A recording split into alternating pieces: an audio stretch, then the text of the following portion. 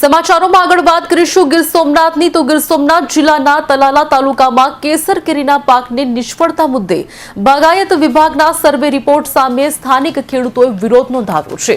તાલુકાના 30થી વધુ ગામના સરપંચો અને અગ્રણી ખેડૂતોએ કિસાન ક્રાંતિ ટ્રસ્ટની આગેવાનીમાં આવેદનપત્ર સુપરત કર્યું છે। ખેડૂતોની માંગ છે કે સરકાર ફરીથી રીસર્વે કરાવે, ચાલુ વર્ષના ઉત્પાદનની સ્પષ્ટ ટકાવારી દર્શાવવામાં આવે અને ખેડૂતોને પાક નુકસાનની સહાય ચૂકવવામાં આવે।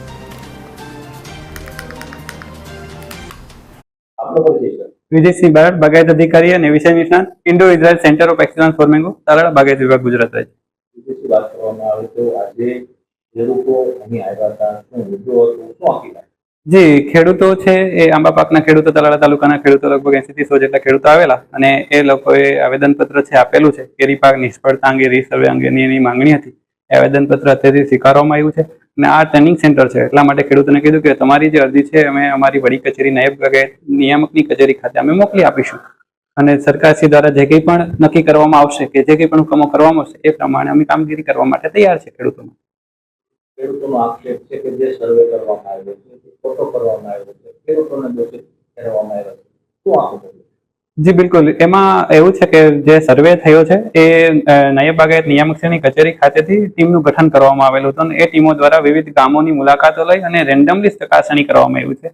આ જનરલ સર્વે નથી કે ડિટેલ સર્વે નથી, પ્રાથમિક તપાસની અંતર્ગત દરેક ગામમાં છે એ 5 થી 6 ખેડૂતોને દરેક દિશામાં રેન્ડમલી સ્થળ વેરિફિકેશન કરવામાં આવ્યું, ખેડૂતોના નિવેદનો લેવામાં આવ્યા, 2 વર્ષનું ઉત્પાદન પૂછવામાં આવ્યું, ચાલુ વર્ષે કેટલા છંટકાવ છે એ પણ વિવિધ અધિકારીઓ દ્વારા પૂછવામાં આવ્યા અને એ પ્રમાણેનો જે અહેવાલ છે એ અમે અમારી વડી કચેરી એટલે કે નાયબ બાગાયત નિયામકશ્રીની કચેરી છે ગીર સોમનાથ ખાતે સુપ્રત કરવામાં આવ્યો અને ત્યાંથી જે અહેવાલ છે એ સરકારશ્રીમાં થયેલો છે।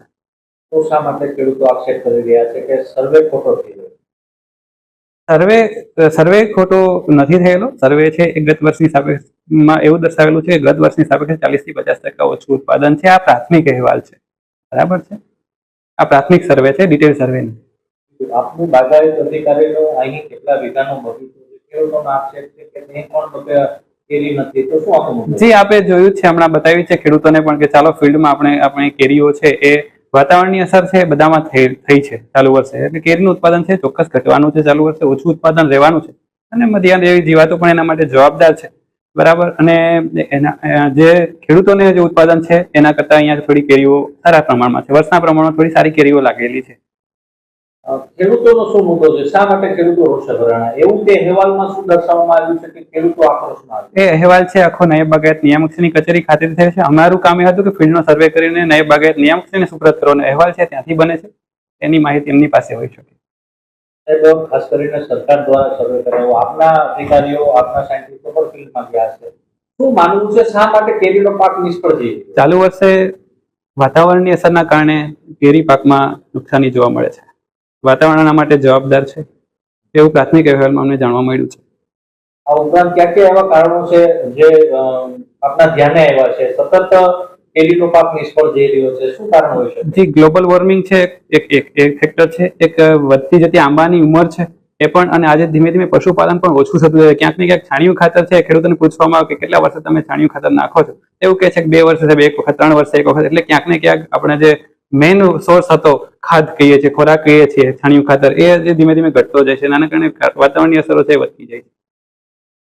આમરસ ગ્રામ પંચાયત સરપંચ ભરતભાઈ કરશનભાઈ વાછાણી, અને ખેડૂતોની માંગ છે આ વર્ષે ગીર વિસ્તારમાં સંપૂર્ણ પાક નિષ્ફળ ગયો એવું લાગે છે। 5 થી 7% જ કેરી છે, તો આ રીસર્વે થાય અને મારી આમરસ ગ્રામ પંચાયતમાં કોઈ પણ જાતના બાગાયત વિભાગનો સર્વે થયેલ નથી અને થયું હોય તો ગ્રામ પંચાયતને જાણ નથી થયેલ, એટલે એની રીતના જ ઓફિસમાં બેસીને જો સર્વેના રિપોર્ટ જતા હોય તો સરકારશ્રીમાં કોઈ જાતનું નિરાકરણ આવવાનું નથી। ખેડૂતોને હાથા રિપોર્ટ સરકારશ્રીમાં મોકલે અને ખેડૂતોને સહાય તાત્કાલિક સરકાર જાહેર કરે એવી અમારી માંગ છે।